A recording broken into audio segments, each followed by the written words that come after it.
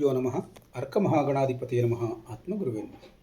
ಭದ್ರಕಾಳಿಯೇ ನಮೋ ನಿತ್ಯಂ. ಸರಸ್ವತಿಯೇ ನಮೋ ನಮಃ. ವೇದ ವೇದಾಂಗ ವೇದಾಂತ ವಿದ್ಯಾಸ್ಥಾನಭ್ಯೋಚ.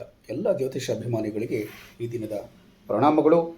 ಈ ದಿನ ನಾವು ಕಟಕ ರಾಶಿಯವರ ದಿನ ಭವಿಷ್ಯವನ್ನು ನೋಡೋಣ. 24/6/2026 ಬುಧವಾರ, ದಶಮಿ ತಿಥಿ, ಚಿತ್ತಾ ನಕ್ಷತ್ರ, ಸ್ವಾತಿ ನಕ್ಷತ್ರ, ಪರಿಘಯೋಗಕ್ಕೂ ಶಿವಯೋಗಗಳ ಸಂಯೋಜನೆಗೊಂಡಿರುವಂಥ ಈ ದಿನದಲ್ಲಿ ದಶಮಿ ತಿಥಿಯ ಕಾರ್ಯಸಿದ್ಧಿ, ಚಿತ್ತಾ ನಕ್ಷತ್ರದ ಯೋಜನಾಶಕ್ತಿ, ಸ್ವಾತಿ ನಕ್ಷತ್ರದ ವಿಸ್ತರಣೆ ಮತ್ತು ಹೊಸ ಅವಕಾಶಗಳು, ಪರಿಘಯೋಗದ ಸವಾಲುಗಳು ಹಾಗೂ ಶಿವಯೋಗದ ಶುಭಾನುಗ್ರಹ ನಿಮ್ಮ ಈ ದಿನವನ್ನು ಪ್ರಭಾವಿಸುತ್ತವೆ.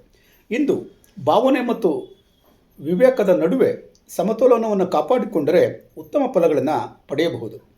ಈ ದಿನದ ಗ್ರಹ ಪ್ರಭಾವವನ್ನು ನೋಡೋದಾದರೆ, ಕಟಕ ರಾಶಿ ಅಧಿಪತಿಯಾದಂಥ ಚಂದ್ರಗ್ರಹದ ಪ್ರಭಾವದಿಂದ ಇಂದು ಮನಸ್ಸಿನ ಚಂಚಲತೆ ಹೆಚ್ಚಾಗಬಹುದು. ಸರಿಯಾದ ನಿರ್ಧಾರಗಳನ್ನು ತೆಗೆದುಕೊಂಡರೆ ಉತ್ತಮ ಯಶಸ್ಸು ಲಭ್ಯವಾಗಬಹುದು. ಕುಟುಂಬದ ಸಹಕಾರ ದೊರೆಯುವುದು, ಧಾರ್ಮಿಕ ಆಧ್ಯಾತ್ಮಿಕ ಆಸಕ್ತಿ ಹೆಚ್ಚಾಗುವುದು, ಹೊಸ ಅವಕಾಶಗಳಿಂದ ಲಾಭ ಉಂಟಾಗಬಹುದು.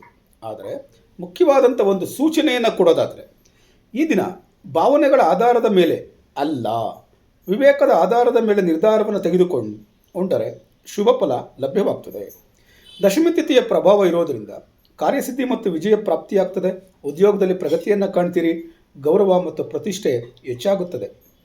ಈ ದಿನ ಬಹಳ ದಿನಗಳಿಂದ ಬಾಕಿ ಉಳಿದಿದ್ದ ಕೆಲಸಗಳು ಪೂರ್ಣಗೊಳ್ಳಬಹುದು. ಮೇಲಧಿಕಾರಿಗಳಿಂದ ಮೆಚ್ಚುಗೆ ದೊರೆಯಬಹುದು. ಚಿತ್ತಾ ನಕ್ಷತ್ರದ ಪ್ರಭಾವ ಇರೋದರಿಂದ ಸೃಜನಶೀಲತೆ ಮತ್ತು ಹೊಸತನ ಹೆಚ್ಚಾಗುತ್ತದೆ. ಆಕರ್ಷಕ ವ್ಯಕ್ತಿತ್ವ ರೂಪುಗೊಳ್ಳುತ್ತದೆ. ಜನರ ಗಮನ ಸೆಳೆಯುವ ಅವಕಾಶ ಹೆಚ್ಚಾಗ್ತದೆ. ಈ ದಿನ ನಿಮ್ಮ ಕ್ಷೇತ್ರಗಳಲ್ಲಿ ಉತ್ತಮ ಪ್ರತಿಕ್ರಿಯೆ ದೊರೆಯುತ್ತದೆ. ನಿಮ್ಮ ಮಾತುಗಳಿಗೆ ಮೌಲ್ಯ ಹೆಚ್ಚಾಗಬಹುದು. ಸ್ವಾತಿ ನಕ್ಷತ್ರದ ಪ್ರಭಾವ ಇರೋದರಿಂದ ಹೊಸ ಸಂಪರ್ಕಗಳಿಂದ ಲಾಭ ಉಂಟಾಗ್ತದೆ. ಸ್ವತಂತ್ರ ಚಿಂತನೆ ಹೆಚ್ಚಾಗ್ತದೆ. ವ್ಯಾಪಾರ ಮತ್ತು ಸಮೂಹ ನಕ್ಷತ್ರದಲ್ಲಿ ಬೆಳವಣಿಗೆ ಉಂಟಾಗ್ತದೆ. ಹೊಸ ಪರಿಚಯಗಳು ಭವಿಷ್ಯದಲ್ಲಿ ಉಪಯುಕ್ತವಾಗಬಹುದು. ಆನ್ಲೈನ್ ಚಟುವಟಿಕೆಗಳಿಂದ ಅನುಕೂಲಗಳು ದೊರೆಯಬಹುದು. ಪರಿಘಯೋಗದ ಪ್ರಭಾವ ಇರೋದರಿಂದ ಕೆಲವೊಮ್ಮೆ ವಿಳಂಬವಾದರೂ ಅಡೆತಡೆಗಳು ಉಂಟಾಗಬಹುದು. ಆದರೆ ಭಾವೋದ್ವೇಗದ ನಿರ್ಧಾರಗಳನ್ನು ತಪ್ಪಿಸಬೇಕಾಗ್ತದೆ. ಹಣಕಾಸಿನ ವ್ಯವಹಾರಗಳಲ್ಲಿ ಎಚ್ಚರಿಕೆ ವಹಿಸಿ. ಕುಟುಂಬದವರೊಂದಿಗೆ ಅನಗತ್ಯ ಚರ್ಚೆ ಅನ್ನುವಂಥದ್ದು ಬೇಡ. ಈ ದಿನ ತಾಳ್ಮೆಯಿಂದ ನಡೆದುಕೊಂಡರೆ ಸಮಸ್ಯೆಗಳು ಸುಲಭವಾಗಿ ಪರಿಹಾರವಾಗುತ್ತವೆ. ಅಡೆತಡೆಗಳು ಅನುಭವವನ್ನು ಹೆಚ್ಚಿಸುತ್ತವೆ. ಶಿವಯೋಗದ ಪ್ರಭಾವ ಇರೋದರಿಂದ ದೇವರ ಕೃಪೆ ದೊರೆಯುವುದು, ಮನಸ್ಸಿಗೆ ಶಾಂತಿ ಸಿಗುವುದು, ಆಧ್ಯಾತ್ಮಿಕ ಬೆಳವಣಿಗೆ ಹೆಚ್ಚಾಗುವುದು. ಈ ದಿನ ಶಿವನ ಆರಾಧನೆ ಮಾಡಿದರೆ ವಿಶೇಷ ಫಲ ದೊರೆಯಬಹುದು. ಜಪ, ಧ್ಯಾನ ಮತ್ತು ಪೂಜಾ ಕಾರ್ಯಗಳಿಗೆ ಉತ್ತಮ ದಿನ ಇದಾಗಿರುತ್ತೆ.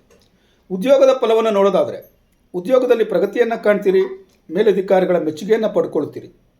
ಈ ದಿನ ಜ್ಯೋತಿಷಿಗಳು, ಶಿಕ್ಷಕರು, ಸಮಾಜ ಸೇವಕರು, ಯೂಟ್ಯೂಬರ್ಗಳು, ಸಲಹೆಗಾರರು ಮತ್ತು ಸಾರ್ವಜನಿಕ ಸಂಪರ್ಕದಲ್ಲಿ ಕ್ಷೇತ್ರದಲ್ಲಿ ಕೆಲಸ ಮಾಡುವಂಥವ್ರಿಗೆ ಉತ್ತಮ ದಿನ ಇದಾಗಿರುತ್ತೆ. ಬಿಸ್ನೆಸ್ ಮಾಡುವಂಥವ್ರಿಗೆ ವ್ಯಾಪಾರದಲ್ಲಿ ಉತ್ತಮ ಬೆಳವಣಿಗೆ ಕಂಡು ಬರುತ್ತದೆ. ಗ್ರಾಹಕರ ಸಂಪರ್ಕ ಹೆಚ್ಚಾಗ್ತದೆ. ಆದರೆ ದೊಡ್ಡ ಹೂಡಿಕೆಗಳನ್ನು ಮಾಡುವುದಕ್ಕಿಂತ ಮುಂಚೆ ಸೂಕ್ತವಾಗಿ ಪರಿಶೀಲನೆಯನ್ನು ಮಾಡಬೇಕಾಗಿ ವಿನಂತಿ. ಹಣಕಾಸಿನ ವಿಚಾರದಲ್ಲಿ ಧನಲಾಭದ ಸೂಚನೆ ಕಂಡು ಬರ್ತದೆ.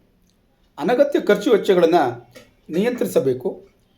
ಕುಟುಂಬದಲ್ಲಿ ಸಂತೋಷ ಮತ್ತು ಶಾಂತಿ ಲಭ್ಯವಾಗ್ತದೆ. ಹಿರಿಯರ ಆಶೀರ್ವಾದವನ್ನು ಪಡ್ಕೊಳ್ತೀರಿ. ದಾಂಪತ್ಯ ಜೀವನದಲ್ಲಿ ಉತ್ತಮ ಹೊಂದಾಣಿಕೆಯನ್ನು ಕಾಣ್ತೀರಿ.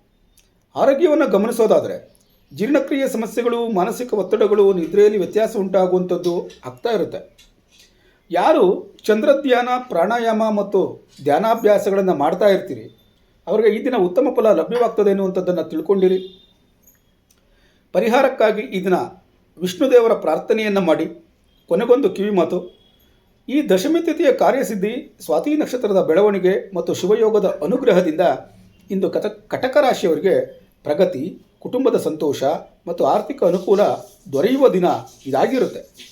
ಆದರೆ ಪರಿಘಯೋಗದ ಸಣ್ಣ ಅಡೆತಡೆಗಳನ್ನು ತಾಳ್ಮೆ ಮತ್ತು ವಿವೇಕದಿಂದ ಎದುರಿಸಿದರೆ ಯಶಸ್ಸು ಖಚಿತ ಅನ್ನುವಂಥದ್ದನ್ನು ತಿಳ್ಕೊಂಡಿರಿ.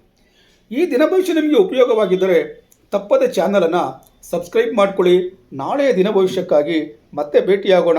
ಧನ್ಯವಾದಗಳು.